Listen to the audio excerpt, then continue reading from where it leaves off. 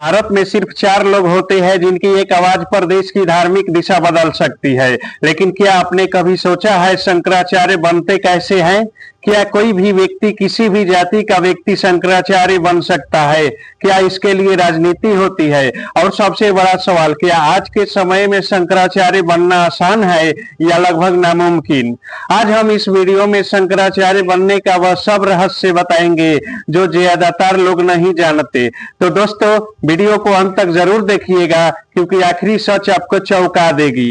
अब दोस्तों, सबसे पहले हम जानेंगे कि शंकराचार्य कौन होते हैं। जब भी भारत में धर्म, संस्कृति और सनातन परंपरा की बात होती है तो कुछ नाम अपने आप सामने आ जाते हैं। उनमें से एक नाम है शंकराचार्य। लेकिन शंकराचार्य सिर्फ कोई संत या कथावाचक नहीं होते, उसे परंपरा के प्रतिनिधि होते हैं जिसे 1000 साल पहले पूरे भारत को एक सूत्र में बांध दिया था। आज से लगभग 1200 साल पहले एक बालक ने भारत की आध्यात्मिक दिशा बदल दी। उसे बालक का नाम था आदि शंकराचार्य। मात्र 8 वर्ष के उम्र में संन्यास और 32 वर्ष के छोटे से जीवन में पूरे भारत की पद यात्रा यही थे आदि शंकराचार्य। यदि आदि शंकराचार्य ने यह समझा कि अगर भारत के आध्यात्मिक एकता को बनाए रखना है तो ज्ञान की आस्था व्यवस्था बनानी होगी। इसी उद्देश्य से उन्होंने भारत के चारों दिशाओं में 4 प्रमुख मठों की स्थापना की। यह 4 मठ इस प्रकार है। दक्षिण में श्रृंगेरी मठ कर्नाटक, उत्तर में ज्योतिर्मठ उत्तराखंड, पश्चिम में द्वारिका मठ गुजरात, पूर्व में गोवर्धन मठ पुरी उड़ीसा। इन मठों का सिर्फ पूजा पाठ नहीं बल्कि वेदांत की शिक्षा, शास्त्रों की रक्षा और सनातन धर्म के वैचारिक एकता को जीवित रखना था। इन चारों मठों के सर्वोच्च गुरु को शंकराचार्य कहा जाता है। यानी शंकराचार्य कोई व्यक्ति नहीं, यह एक जिम्मेदारी है, एक परंपरा है और एक ऐसा पद है जो सीधे आदि शंकराचार्य से जुड़ा हुआ है। इसलिए जब कोई शंकराचार्य बोलता है तो वह सिर्फ अपनी राय नहीं रखता बल्कि हजारों साल पुरानी परंपरा का आवाज बनकर बोलता है। अब दोस्तों, हम जानेंगे कि क्या कोई भी व्यक्ति शंकराचार्य बन सकता है। अब यहाँ एक सवाल आता है जो लगभग हर व्यक्ति के मन में होता है, क्या कोई भी शंकराचार्य बन सकता है? अगर कोई ज्यादा पढ़ा लिखा हो, वेद शास्त्रों का ज्ञान रखता हो या बहुत बड़ा संत हो तो क्या वह शंकराचार्य बन सकता है? ज्यादातर लोगों को लगता है हाँ, शायद बन सकता है, लेकिन सच्चाई इससे बिल्कुल अलग है।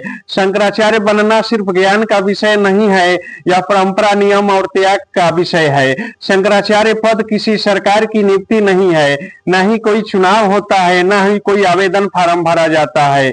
यह पद हजारों साल पुरानी गुरु शिष्य परंपरा से चला आया है। यहाँ योग्यता सिर्फ डिग्री से नहीं बल्कि जीवन से या की जाती है। यहाँ तक कि अगर कोई व्यक्ति बहुत बड़ा विद्वान हो, लाखों लोग उसे मानते हो, सोशल मीडिया पर प्रसिद्ध हो, तब भी वहां शंकराचार्य नहीं बन सकता अगर वह परंपरा में फिट नहीं बैठता हो। तो शंकराचार्य बनने के लिए व्यक्ति को संसार का त्याग, व्यक्तिगत इच्छाओं का त्याग और जीवन भर ब्रह्मचर्य स्वीकार करना पड़ता है। यह पद सुविधा का नहीं बल्कि तपस्या और उत्तरदायित्व का है। और यही वजह है कि पूरे भारत में शंकराचार्य हमेशा सिर्फ 4 ही होते हैं, ना कम ना ज्यादा। अब सवाल यह है कि जब योग्य लोग बहुत कम होते हैं तो शंकराचार्य चुने कैसे जाते हैं? कौन तय करता है कि अगला शंकराचार्य कौन होगा?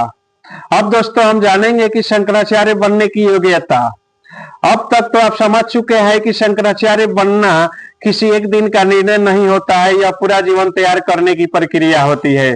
तो चलिए अब हम जानते हैं शंकराचार्य बनने के लिए कौन कौन सी योग्यताएं अनिवार्य मानी जाती है। पहली योग्यता है दोस्तों, ब्राह्मण कुल में जन्म। परंपरागत रूप से शंकराचार्य बनने के लिए व्यक्ति का ब्राह्मण कुल में जन्म होना आवश्यक माना गया है। इसका कारण जाति नहीं बल्कि वेद अध्ययन की परंपरा और शास्त्रीय अनुशासन से जुड़ा होता है।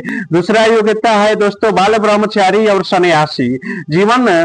जीवन में शंकराचार्य कभी गृहस्थ नहीं होते, बाल ब्रह्मचारी होते हैं। यानी जीवन भर विवाह नहीं, परिवार नहीं, व्यक्तिगत इच्छा नहीं, पूरा जीवन सिर्फ धारा और ज्ञान और समाज के मार्गदर्शन के लिए।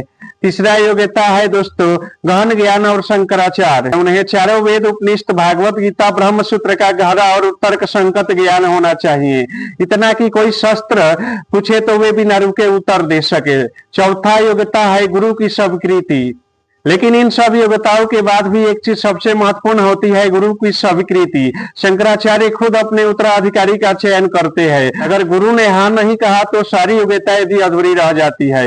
यही वजह है कि शंकराचार्य बनना दुनिया का सबसे कठिन आध्यात्मिक पदों में से एक माना जाता है। अब दोस्तों जानेंगे कि शंकराचार्य का चयन कैसे होता है, यानी चयन प्रक्रिया क्या होती है। अब तक हमने जाना कि शंकराचार्य बनने के लिए कितनी कठिन योग्यताएं चाहिए, लेकिन सबसे बड़ा सवाल अब भी बचा है कि आखिर शंकराचार्य चुने कैसे जाते हैं। यह प्रक्रिया किसी सरकारी दफ्तर में नहीं होती, ना ही कोई घोषणा पत्र निकलता है और ना ही जनता से वोट मांगे जाते हैं। परंपरा के अनुसार जब किसी मठ के शंकराचार्य स्वयं अपने उत्तराधिकारी की घोषणा करते हैं या उनका देहांत हो जाता है, तब चयन की प्रक्रिया शुरू होती है। अधिकतम मामलों में वर्तमान शंकराचार्य अपने जीवन काल में ही, यानी जीवित रहते ही, अपने सबसे योग्य शिष्य को उत्तराधिकारी के रूप में चुन लेते हैं। यह चयन वर्षों के निरीक्षण के बाद होता है। शिष्य का आचरण, उनकी तपस्या, उसका शास्त्रीय ज्ञान और उसका स्वयं, कई बार यह निर्णय सार्वजनिक नहीं किया जाता, बल्कि केवल कुछ वरिष्ठ संतों के मठ के ट्रस्ट को ही इसकी जानकारी होती है। लेकिन जब उत्तराधिकारी को लेकर स्पष्ट घोषणा नहीं होती, तब मठ के वरिष्ठ सन्यासी परंपरा के संरक्षक और शास्त्रीय नियम मिलकर निर्णय लेते हैं। यही वह चरण होता है जहां मतभेद, विवाद और कई बार कोर्ट केस भी सामने आते हैं। लेकिन परंपरा यही कहती है कि असली शंकराचार्य वह होता है जिससे गुरु परंपरा स्वीकार करे, ना कि इस प्रचार राजनीति। और अब अगला सवाल यह है कि जब चयन इतना पवित्र होता है तो विवाद क्यों होते हैं और शंकराचार्य पद राजनीति से कैसे जुड़ जाता है। अब दोस्तों जानेंगे कि शंकराचार्य पद पर विवाद और राजनीति के बारे में। अब यह एक ऐसा सोच आता है जिसे समझना जरूरी है। जहां बड़ा प्रभाव होता है वहां विवाद भी होते हैं। शंकराचार्य पद सिर्फ आध्यात्मिक नहीं, यह पद समाज की सोच, धार्मिक दिशा, कई बार राजनीतिक विमर्श को भी प्रभावित करता है। इसलिए जब किसी मठ में उत्तराधिकारी को लेकर स्पष्ट नहीं होती, तब विवाद जन्म लेता है। कभी दो शिष्य स्वयं को उत्तराधिकारी बताते हैं, कभी मठ के ट्रस्ट और संतों के बीच मतभेद हो जाते हैं। कुछ मामलों में यह विवाद मीडिया तक पहुंचता है, अदालतों तक जाता है और समाज में भ्रम पैदा हो जाता है, जिससे आम व्यक्ति यह समझ नहीं पाता कि असली शंकराचार्य कौन है। समय के साथ राजनीति भी इस पद के महत्व को समझने लगी, क्योंकि शंकराचार्य का एक व्यक्ति है लाखों लोगों की सोच बदल सकता है। लेकिन यहाँ एक बात बहुत साफ समझनी जरूरी है, राजनीति से जुड़ा होना और राजनीतिक होना एक जैसी चीज नहीं है। असली शंकराचार्य परंपरा से जुड़ा होता है, न कि सत्ता से। आज के समय में सबसे बड़ी चुनौती यही है, परंपरा और प्रचार के बीच फर्क करना। और यही कारण है कि हर दावे पर विश्वास करने से पहले हमें शास्त्र परंपरा और गुरु परंपरा को समझना चाहिए। अब दोस्तों जानेंगे कि आज के समय में शंकराचार्य बनना संभव है। अब हम उस सवाल पर आते हैं जो शायद सबसे ज्यादा महत्वपूर्ण है कि आज के समय में शंकराचार्य बनाना सच में संभव है। आज की दुनिया तेज है, दिखावे से भरी है और तुरंत परिणाम चाहती है, लेकिन शंकराचार्य बनने की मार्ग बिल्कुल इसके उलट है, धीमा, कठोर और जीवन त्याग से भरा हुआ। आज जहां लोग पहचान के लिए संघर्ष करते हैं, वहां शंकराचार्य पहचान छोड़कर आगे बढ़ते हैं। जहां दुनिया सुविधा और आराम खोजती है, वहां शंकराचार्य तपस्या और अनुशासन चुनते हैं। आज के समय में मोबाइल, सोशल मीडिया पर सीढ़ी से दूर रहकर जीवन जीना अपने आप में एक बहुत बड़ी साधना है। और शायद यही कारण है कि आज सच्ची सन्यासी बहुत कम दिखाई देते हैं। लेकिन इसका यह अर्थ नहीं है कि परंपरा समाप्त हो रही है। जहां भी कोई बालक गुरु के चरणों में बैठकर स्वयं ज्ञान और सेवा का मार्ग चुनता है, वहीं से भविष्य का शंकराचार्य तैयार होता है। शंकराचार्य बनना आज भी संभव है, लेकिन इसके लिए हिम्मत चाहिए पूरी दुनिया छोड़ने की। और यही त्यागी इस पद को महान नहीं बल्कि दुर्लभ बनाता है। तो दोस्तों शंकराचार्य बनना कोई पद नहीं, यह जीवन का पूर्ण त्याग है। आज जब हर कोई प्रसिद्धि चाहता है, तो वहां शंकराचार्य गुमनामी में भी सत्य के लिए खड़े रहते हैं।